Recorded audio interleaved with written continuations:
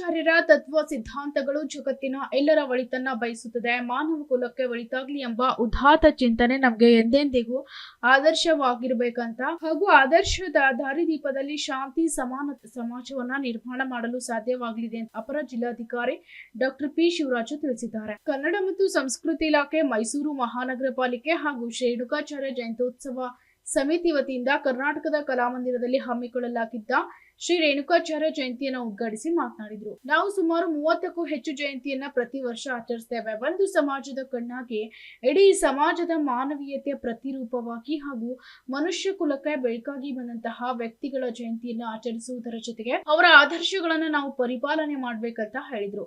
ರೇಣುಕಾಚಾರ್ಯ ತತ್ವಗಳು ಹಾಗೂ ಅವರು ಸಮಾಜಕ್ಕೆ ನೀಡಿದಂತಹ ಸಿದ್ಧಾಂತಗಳು ಮತ್ತು ಅವರು ಬಿದ್ದಿದಂತಹ ಬೀಜ ಇಂದು ಹೆಮ್ಮರವಾಗಿ ನಿಮ್ಮೆಲ್ಲರ ಮನಸ್ಸಲ್ಲಿ ಫಲ ಕೊಡುವ ಮರವಾಗಿ ಬೆಳೆದಿದೆ ಅಂತ ಹೇಳಿದ್ರು. Bureau report, SSV news, Mysuru.